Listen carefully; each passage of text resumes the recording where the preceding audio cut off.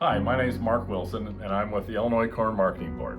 I'd like to tell you a little bit about my experience with the U.S. Grains Council.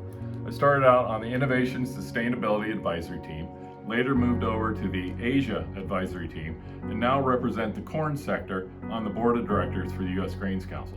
Following is a little video about my farm to tell you a little bit about where I came from and how I farm.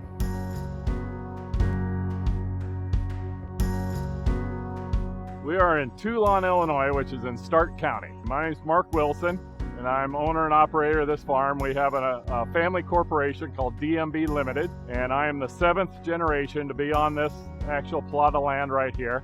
We raise corn, soybeans, hogs, some cattle, and my wife has a few chickens.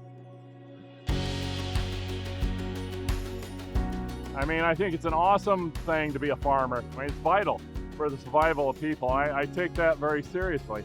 We have tremendous soils, great weather, so we can raise good crops, corn, soybeans, and I think it's our responsibility, and like I say, being the 7th generation, I want to continue that on down. Sustainability is a key thing.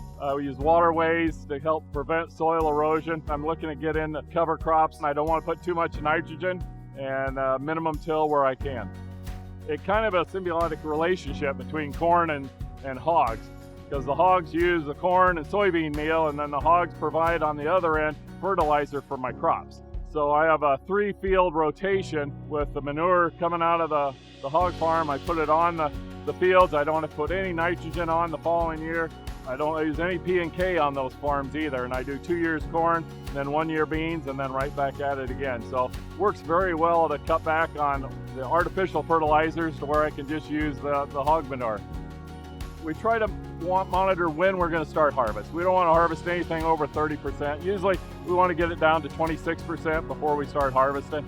And then that way we don't have to use as high a temperature. We can use lower temperature, go slower through the dryer, and that way it causes less stress fractures in the corn, so it maintains the quality of that kernel.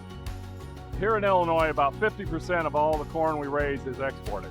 Goes all over the world. So we are the breadbasket of the world. Half of what I produce gets on a barge, goes down the river, Gulf of Mexico, and then gets on a super tanker or whatever, and then it goes all over the world. Some of our corn goes to feed the hogs here. Some of our corn goes over to big rivers and goes into ethanol. It's clean burning, low carbon, so it's good for the environment. If we can get high octane engines in there, we can have even better air for the future of our country. What we're doing is for the best interest of everybody. We want to put out a quality product that is safe as possible, because we eat it too. I live right here on the farm. If we damage the soil, do anything to the groundwater, it hurts me. So by doing the proper things, we raise good pork, we raise good corn, soybeans, raise cattle. All this is for the betterment of the society. Well, I hope you enjoyed that look at my farm and know a little bit more about me now.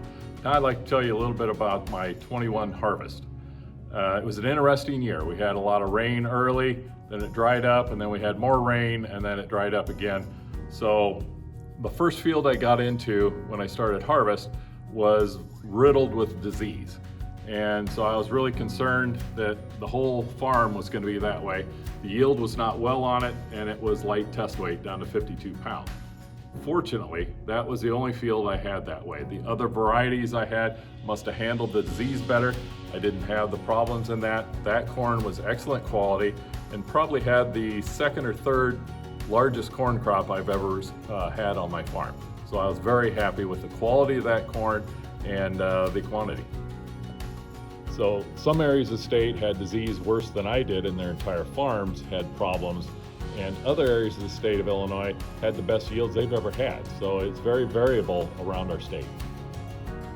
I want to thank you for taking time out of your busy schedule to be here tonight so I can tell you a little bit about my farm and a little bit about corn. And I look forward to answering any questions you have afterwards. Thank you.